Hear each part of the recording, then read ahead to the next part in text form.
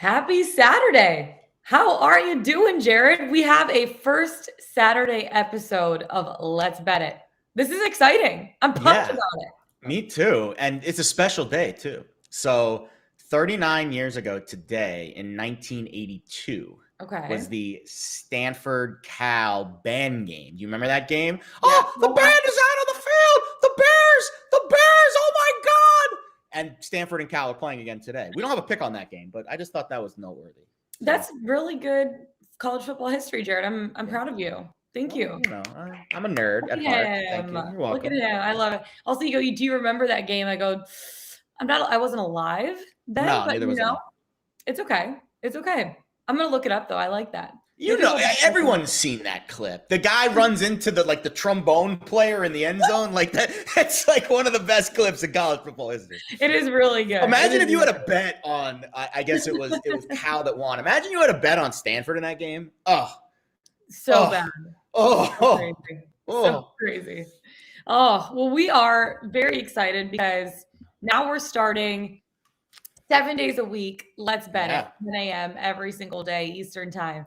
And guess what? Yesterday we gave away $250.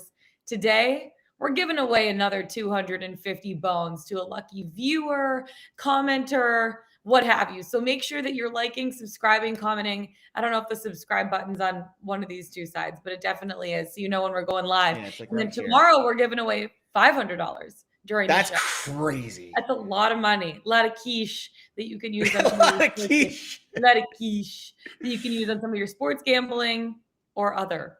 So really exciting. Make sure to comment, give us your best questions. Jared's going to be choosing the Yeah. lucky commenter / viewer at the end of the show today.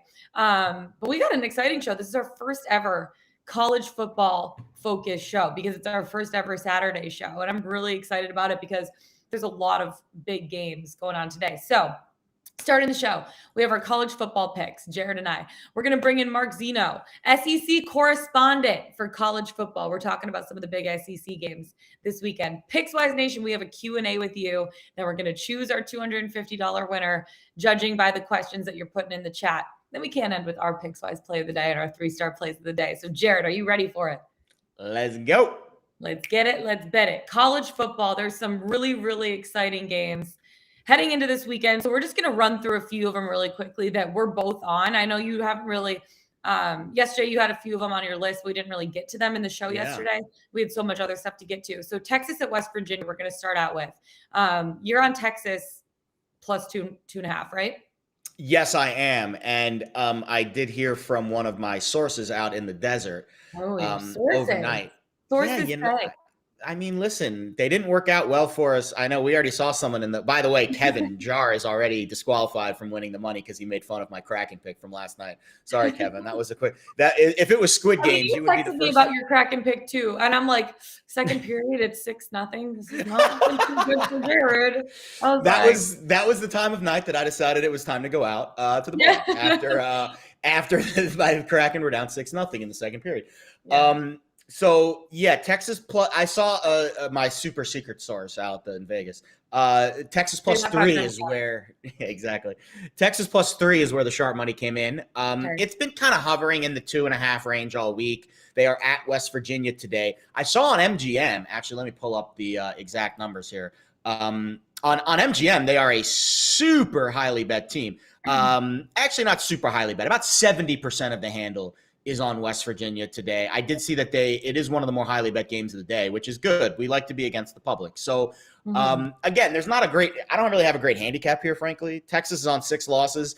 They looked brutal last week. They lost to Kansas, but I feel like they're still better. Spot for them. You're really big about the letdowns and the bounce backs. Really big. I'm a zigzagger. Yeah. It's my contrarian nature, I guess. So yeah, I took 2.5 with Texas. Not my strongest play of the week, but I do think I'm going to be on the Longhorns today in Morgantown. I don't know. Have you ever been to Morgantown? I've never been to Morgantown, but I would definitely. It's on the list. Maybe not way up there, but it's definitely. Yeah, that's a lie. Don't come on. It's on the list of like 100 teams. It's like the 100th. It's on the list technically. Okay. Would you lean on taking the over or under at 61.5 in a game like that? Texas's defense gave up like 100 points to Kansas last week. Like that. But again, if you want to go like the bounce back approach, then you would expect them to play better this week. Both defenses, the numbers are really bad. Actually, that's the part about Texas's offense that I'm kind of excited about. Is even though they're probably going to give up a ton of points again, West Virginia's defense is not good. Both of the defenses in this game, the numbers are not good. So I would definitely lean to the over for the offenses. Okay. What about a game like East Carolina and Navy? Jared's a dog this week because he's taken all the underdogs. Navy plus 3.5. So shout out to my buddy Tim Murray who put me onto this pick. Does great work. I was on a show last night, and he sent me this message earlier in the week. So East Carolina last Saturday had a huge win. It was their 6th win of the year. They became bowl eligible for the first time in 7 years. Wow. And the coach gave this like speech in the locker room, and they were all excited. And it was like, and you want to talk about a letdown. They don't need to win this game. It means absolutely nothing to them. Meanwhile, now East Carolina's had a better year than people think, which is why, that's why they're laying on the road. But Navy, for the first time, obviously last year they didn't have fans in the stands. This year they will. They haven't lost a home game on senior day with fans in the stands. So 2020 doesn't count. Since 2002, they've won 17 consecutive senior days at the mids. They make a big deal for senior day there in Annapolis. It's 17 straight. So I like getting 4 at home with Navy. I mean, again, they have had a really rough year. But this feels like a spot, one of those letdown spots for ECU. So I'm gonna take the points with Navy. What about the over under in this one? I look at Navy has hit the under in 6 of 9 games this year. You play the under at 46.5, pretty low total. Watching a Navy game is very, I would say, lot of defense, a lot of running, a lot of just run the ball, another 30 seconds off the clock, run the ball. Betting an over in a Navy game is very stressful. It's actually less stressful to bet an under in a Navy game, I think. So Alex, I would lean in for this right now. Alex is, if he's awake, I would lean to the under there. I would lean to the under, but I don't have a play in the total. Okay, the big game that we're both on, everyone's talking about, Michigan State at Ohio State. OSU laying 18.5. I know we're both on Ohio State. I'm just giving some stats to start out. OSU is 4-2 against the spread when favored by 18.5 points or more this year. OSU has averaged over 47 points per game in games versus Big Ten teams. Wow. And MSU has allowed 23 points per game against Big Ten teams. So that's going to be really interesting. That's going to be really interesting to watch. But CJ Stroud is just lights out. He's playing out of this world, and I don't think Michigan State secondary is going to be able to stop him. CJ Stroud is incredible. He has 3 5-touchdown games this year. So the numbers on this game, good, right? That's okay. It's okay. I mean, I don't know if it's going to be okay next week when he faces your Go Blue, but we'll get to that game next week. Yeah. So this game was fascinating from a splits perspective. Everybody's on Michigan State. I'm seeing 80% of the handle at MGM. I'm seeing 85, 90% of the handle on FanDuel. That's a lot of points for Ohio State to lay. It's a lot. And that's the public perception. The public perception is I'm not wearing. This is not Sparty green, by the way. This is the green brings out my eyes. So teal, honestly, to be honest. Yeah, it's not Sparty green. Yeah. And I think when you look at this game from a public perception, Michigan State and Ohio State are separated by 3 spots in the rankings. So everybody's going to want to take almost 3 touchdowns. I did hear from our super secret source out in Vegas that at 19 is where he saw some sharp money step in on Michigan State. But I don't know how much of that I'd buy as like a really sharp pick. And just it's a lot of points. And I think it moved a little bit in favor of Ohio State this week. You would expect with all the handle coming in on Sparty that the line would have gone down to 17. Because 18 and 19 are not key numbers in college football. So if there is a ton of handle coming in on one side, you would expect. But we talked about this yesterday. Sharp movement, reverse line movement.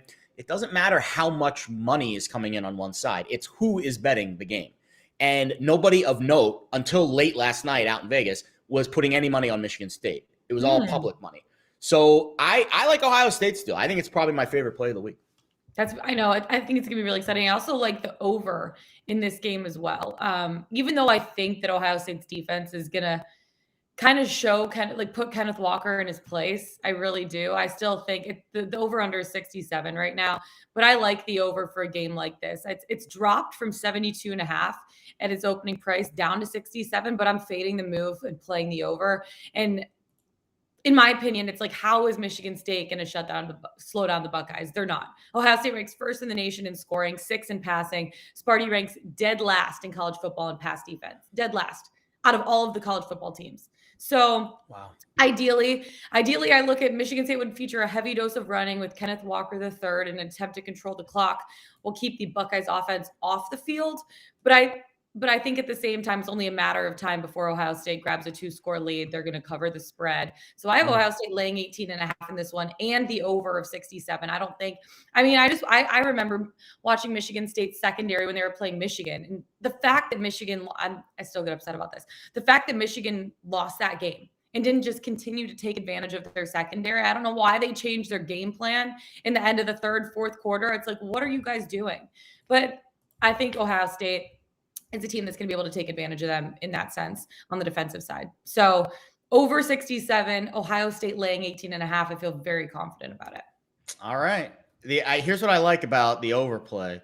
To me, I think both defenses are very suspect here. And I think Michigan State knows. Very sus. Extremely sus. Super susp. Almost as susp as all these chicken biscuits we're about to eat from Chick-fil-A after this show. Yes. Wait, just a quick thing. I ordered Chick-fil-A chicken biscuits to my door, and they are going to be delivered at 10:55. Is that like the epitome of laziness on a Saturday, is ordering Chick-fil-A chicken biscuits to your door because by the time you get off of the show, they're not serving chicken biscuits anymore? Exactly. I tried to get them at 11 and I couldn't. So they're going to be sitting downstairs for about 10, 15 minutes to leave it off. We're going to wrap the show early, guys. So Lauren and I. Sorry, we got to get our Chick-fil-A chicken biscuits. That's all. Got to bounce, yo. Where were we?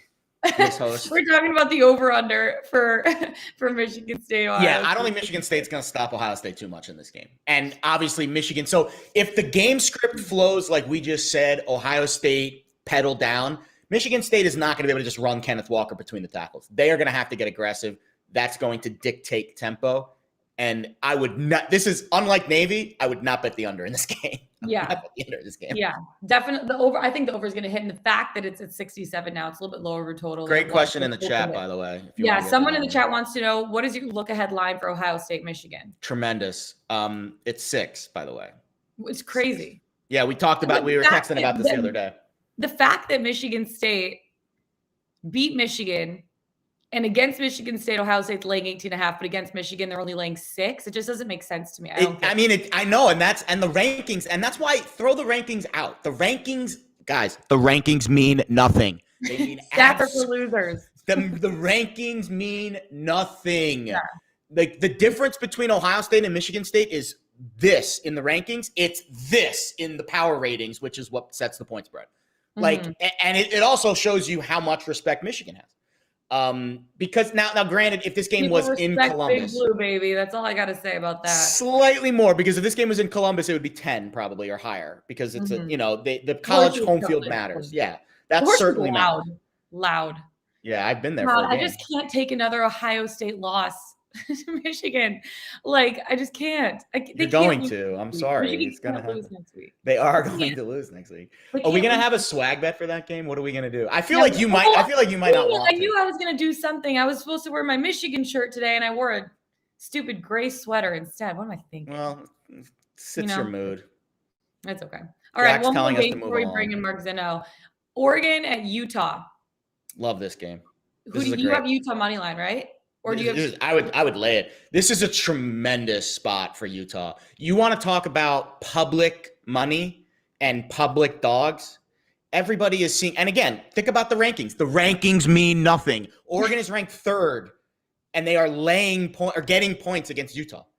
Now, Utah's home field from the super sharp, smart people out in Vegas in the desert. Mm-hmm. It's like one of the best home fields in college football, because of the altitude. And you've been out in Denver. The altitude matters. Oh yeah, you're sucking wind out there. 100%. And Oregon is not used to that. They don't play at altitude ever, really. This is like they play them in Colorado. Mm-hmm. Colorado used to be in the Big 12. That doesn't really matter. But now that they're in the Pac-12, it's a little different. But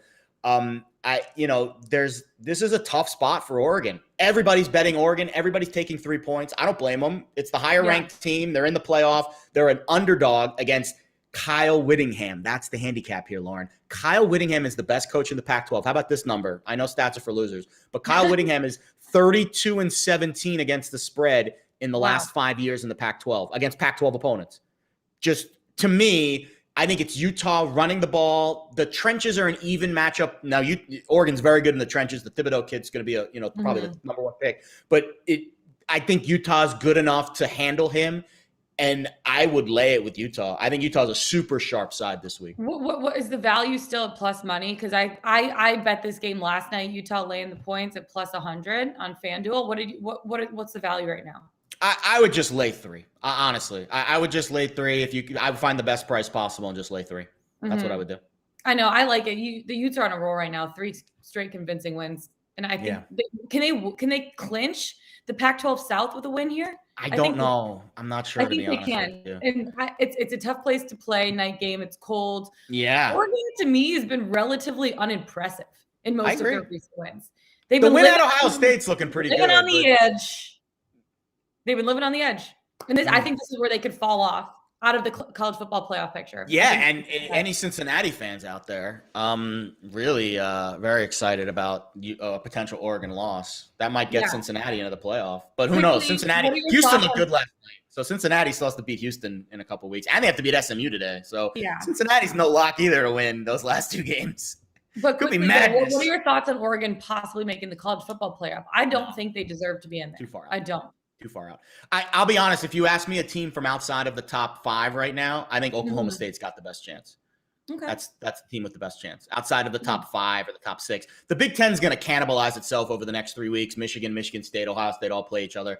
And then Oklahoma plays Oklahoma State next week. The winner of that game, if it is Oklahoma, I think Oklahoma's out because they have 2 losses. Oklahoma State right now tied with Pitt for the best ATS record in college football. That surprised me. How about Mike Gundy? Yeah. Wow. Good year for Mike Gundy. Let's talk a little bit more about the college football playoff. Let's bring in our friend Mark Zinno, SEC correspondent for college football. I hope I didn't just butcher your last name. I always struggle with last names. Zino. You had it right the first time. Surprisingly, most people go with Zinno when they first see it. You had Zinno right on. Let's go. Mark, how are you doing today? I'm great, guys. Thanks for having me. Of course. Thanks for coming on. I know we were just talking a little bit about the college football playoff. You probably heard what we were saying. What are your thoughts on a team like Oregon? Because obviously we're going to see a couple SEC teams in the college football playoff. Yeah, I mean, listen, for the last week, I've been pitching this concept that a 2-loss Alabama can make it in and a undefeated Cincy can make it in. Now, follow me here. Here's the easy stuff what needs to happen. Georgia wins out in a close game over Alabama. They're in. Ohio State runs a table, and they are in. Cincinnati goes undefeated, and they would get a spot in. Georgia would be 1, Ohio State would be 2. Now, here's the messy part. Baylor needs to win the Big 12. So Oklahoma State needs to take a loss and not appear in the Big 12 title game. Baylor wins it. They're a 2-loss conference champion. As Jared has said, Oregon needs to take a loss, whether it's this week against Utah or in the Pac-12 championship game against Utah. They are a 2-loss team that is now out. Nobody from the ACC deserves to be in. We all understand that it's pretty objective. Notre Dame, if they run the table and go 11-1, their signature win is against a 3-loss Wisconsin team that I could have quarterbacked this year. Maybe me. Here's the thing. I'm a Notre Dame fan. So, you struck a nerve here, Mark. I appreciate what you're saying. I'm picking up what you're putting down. So from that standpoint, I think objectively a 2-loss Bama team is better than Notre Dame, and how you avoid Georgia, Bama 2 weeks in a row. Georgia 1, Ohio State 2. Bama, who's been above Cincinnati in the rankings the entire time, stays at number 3. And then a undefeated Cincinnati gets a floor. And so you sort of break both balloons at the same time. You get a 2-loss team in and a non-power 5 team, and America shuts up. I'll be honest, Mark.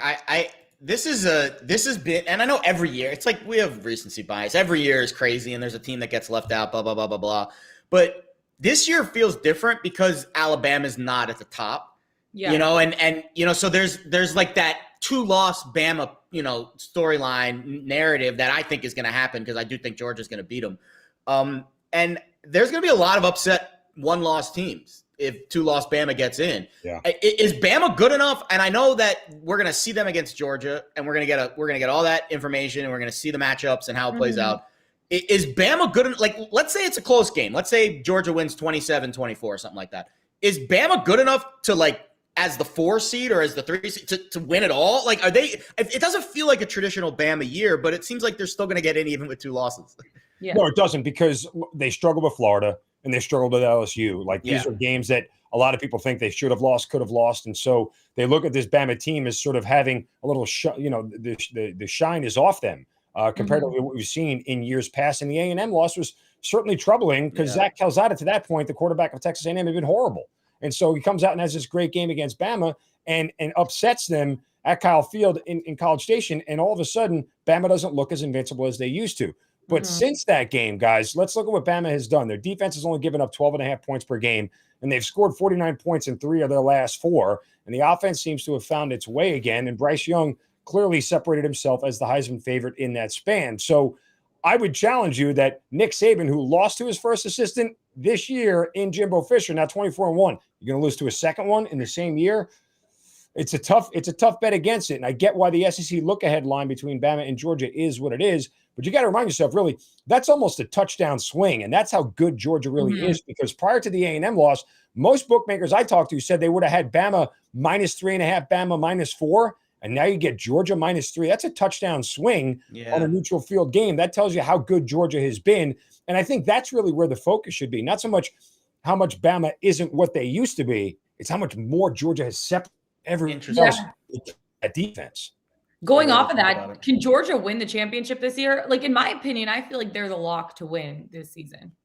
Yeah, and being here in Atlanta, and as it's been for the last 7 years, the prevailing feeling is, guys, if they don't win it this year, they're never going to win it. Like, you're not going to. This is a score defense, guys. I mean, it really is. You count on one hand the number of defenses that have been this good in college football. And all things considered, the way the game is played now, like, you can't give me the 2011 Bama defense, or you can't give me the 1972 LSU defense. It's a completely different game now than it is then. And what they've been able to do is really impressive. Now, objectively, if you'd like to poke some holes in the Georgia defense, Hendon Hooker last week of Tennessee was the best quarterback they faced all year long by a wide margin, like not even close. And so they haven't really been pushed, which is why when they got to 17, the first thought in my head is, okay, Bama's definitely getting into the mid-20s. The question is, will Bama's defense keep Georgia below 30?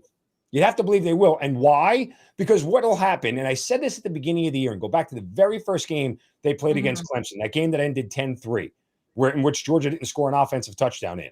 Yeah. In these big games, Kirby Smart does what old Kirby Smart would do, and that's run the football, be super conservative, play defense, which is exactly why Stetson Bennett is the quarterback right now and not JT Daniels. If you ask me, I'd rather have JT Daniels in there against Bama. He's better with his legs. He's got a stronger arm. He probably can get the ball down the field a lot better than Stetson Bennett has.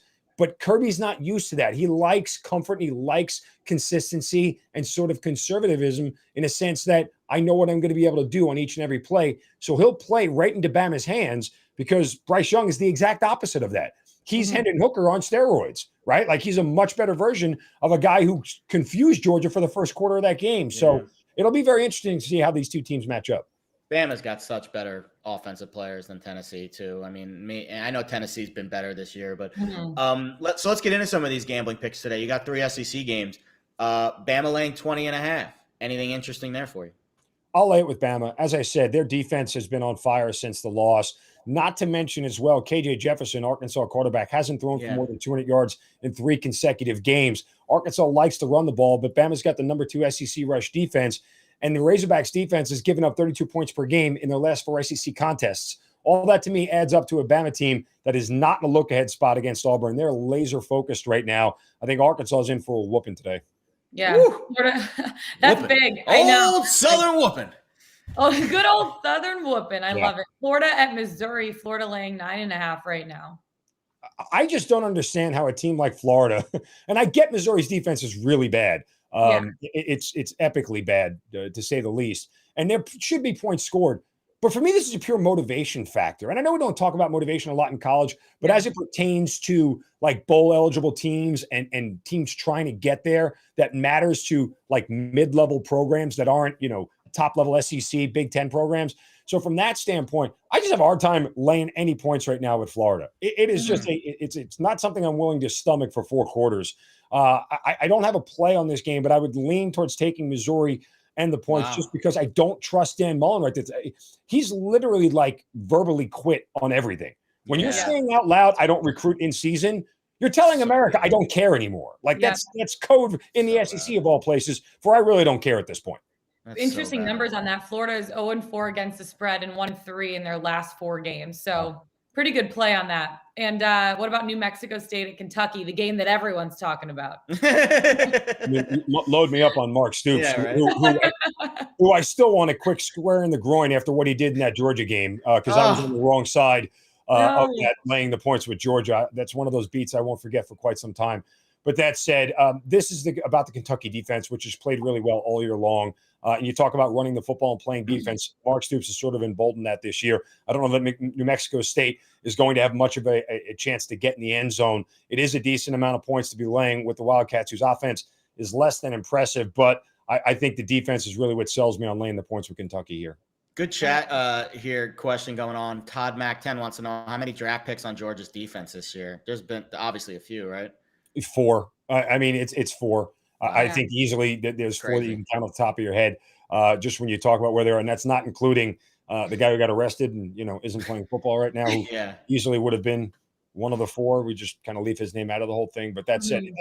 This defense, and here's the crazy part about this defense, guys, is that the depth of it is unreal. Like their second stringers could start across the SEC on every other defense there. Like that's what's crazy about this defense. That's how I feel about Ohio State's offense and their wide receivers. And that to me, that's the most fascinating matchup. I saw look ahead at the Gold Nugget. Ohio State would be catching 4 points against Georgia in a potential college football playoff game. Would you lean to one side there, knowing what you know now about those 2 teams? Yeah, I would take Georgia. They have the ability to neutralize that passing game. And that's what they specialize at. Their secondary is off the charts good. I mean, look, Chris Olave may be the best wide receiver in America for Ohio State. He's super fast and he can get through the defense. But the real question is, will C.J. Stroud have enough time to throw the ball? And that's the one thing we haven't really seen from Georgia. Again, I go back to what I talked about with Hendon Hooker, the quarterback at Tennessee. That mobility, and we'll see it in the SEC championship game against Bryce Young.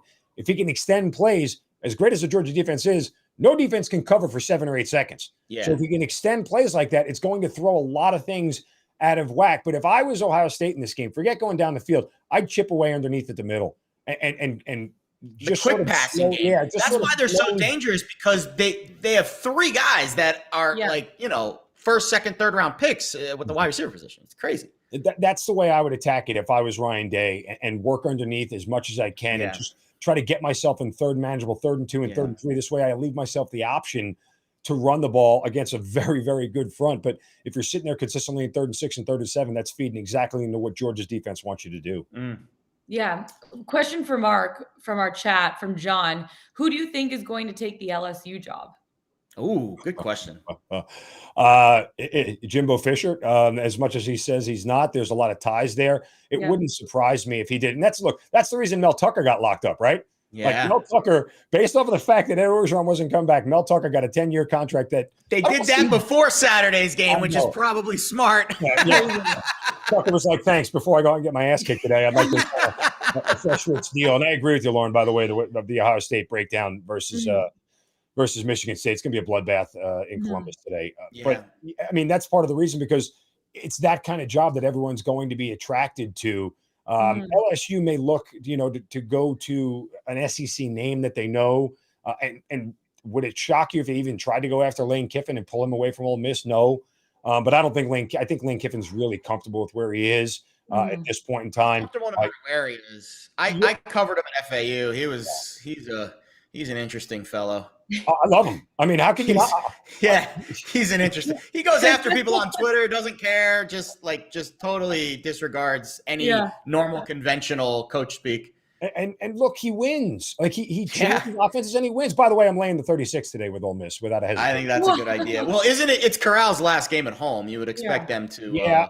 And look, if there was a get right spot for Lane Kiffin and Ole Miss offensively, after scoring 49 points per game over their first 5 and breaking 53 times, they've only scored 27 points per game over their last 5. This has got to be a get right spot. A lot of that alludes to the fact that quarterback Matt Corral has been nursing that ankle injury, and he hasn't really been as effective running the ball as we'd like him to be. But against the worst scoring defense in the SEC, this has got to be a get-right spot where they push the limits of scoring 50 in this game if they don't break it. Their defense has been much better than expected, opportunistic to say the least, and should a defense that held A&M's offense to a minuscule 15 points should be able to keep Vanderbilt under 10 in this spot, and they should win big and easy. What's your take on Cincinnati?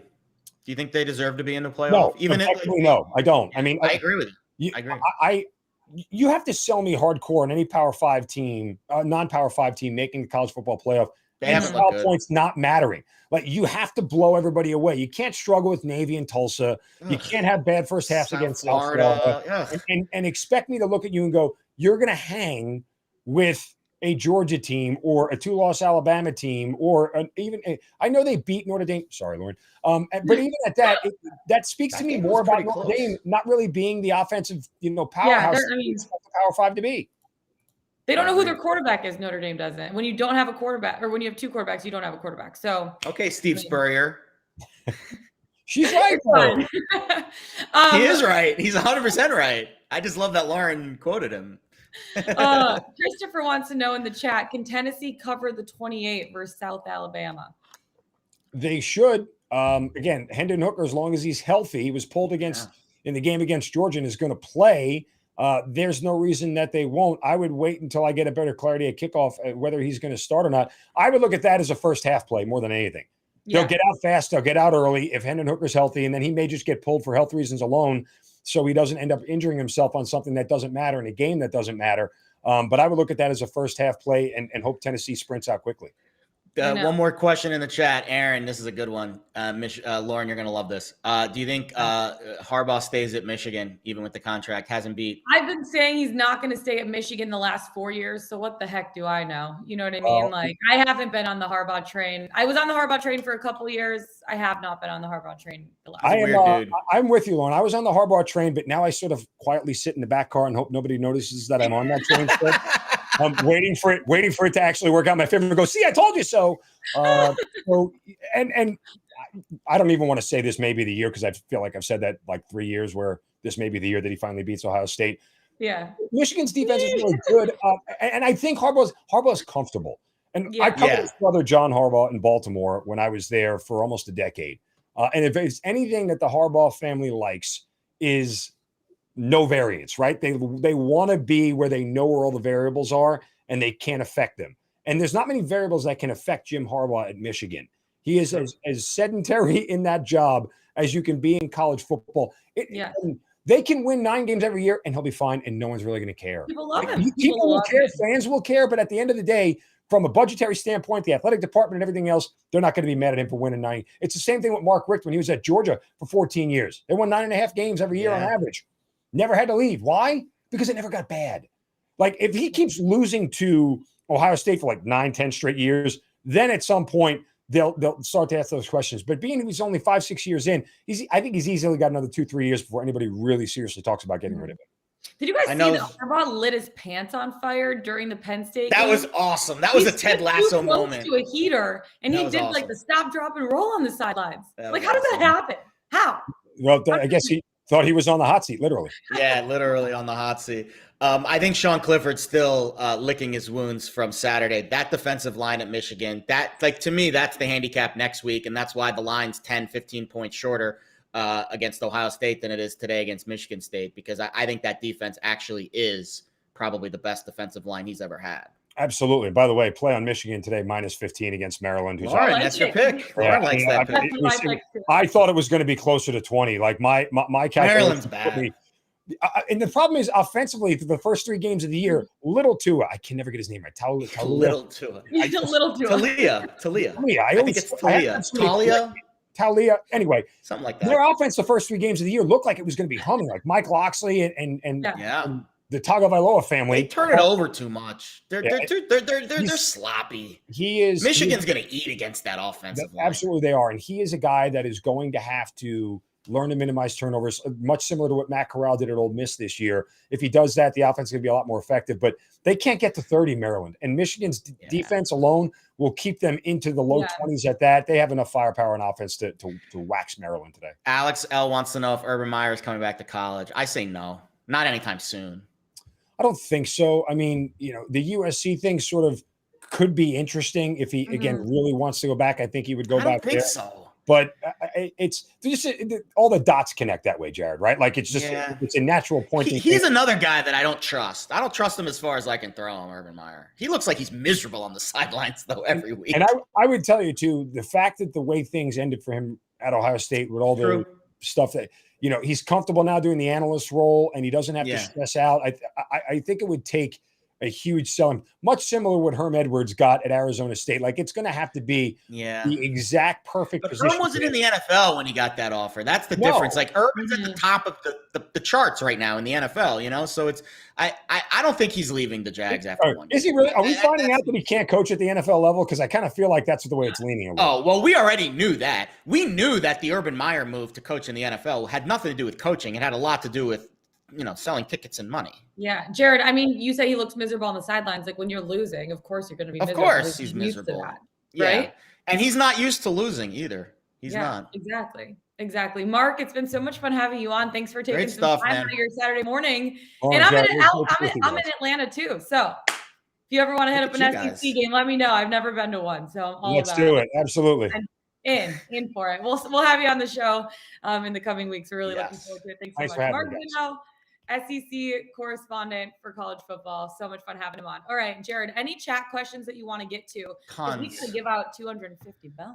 All right, there's a few that we'll answer. I haven't made my mind up which ones I like yet. Maybe I'll gauge the reaction to my answers. Your reaction will change my mind. Casey Gannon actually had two good ones. By the way, someone asked what I'm sipping. It's iced coffee. Let's relax. And I'm sipping hot coffee also with a straw, which is kind of weird, but it's so your teeth don't get all gray.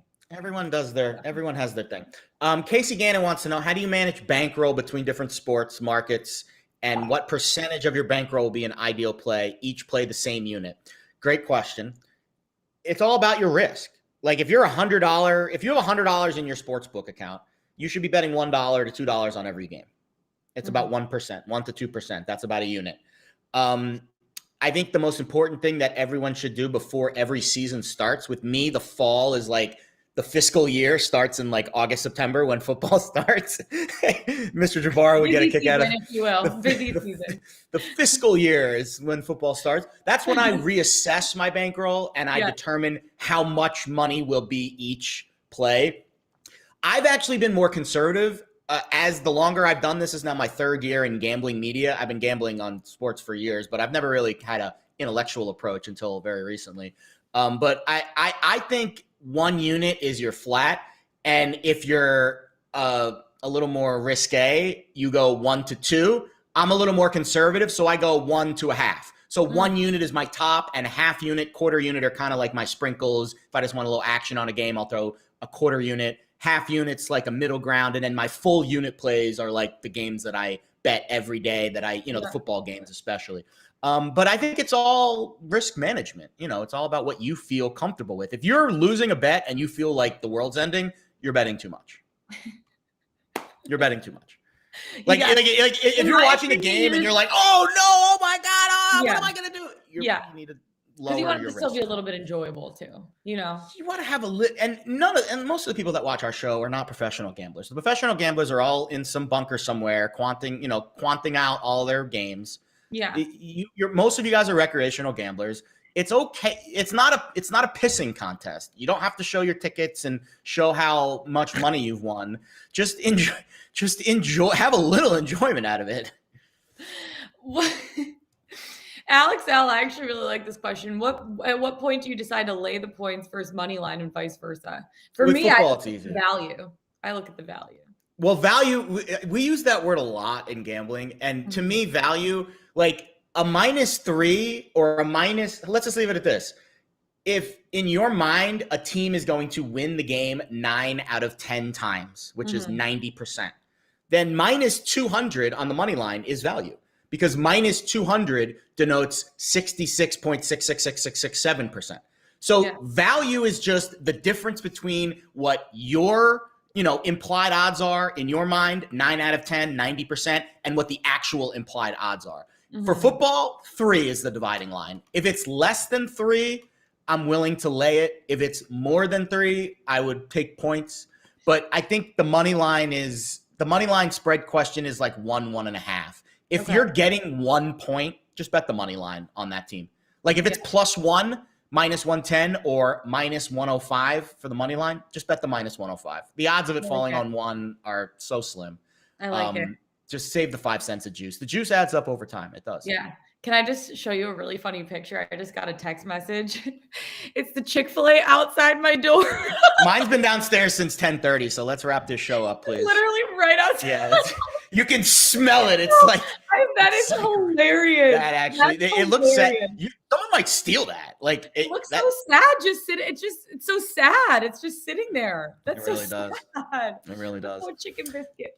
All right, you need to choose someone to win $250 because we want to make someone's day. Yeah, all right. I'll answer 2 more questions, though. Jamie Bragg, how do you guys bet with different promos and boosts available across all the sports books? Take all the boosts you can. It's free money. Don't bet the boost, but the promos where it's like spread the love plus 100 on a game because they just want to bet all those spread the love boosts that you can. But the boost be a little more selective with, because sometimes they boost it's like the discount aisle. They don't want you to bet stuff, so they'll boost it.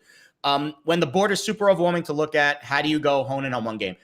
I'll be honest, if I spend way too much time looking at my odds board and I try to find movement. I just try to find games that are moving, and college football is super intimidating. There's a million freaking games. It's really tough, but you just have to try to hone in on things that you like. And I think I'm going to give a drum roll. We need to choose someone. Yeah, we're going to pick. $200. Ready? Yes. I like this person because he has the same name, he has the same initial as me, Jamie Bragg.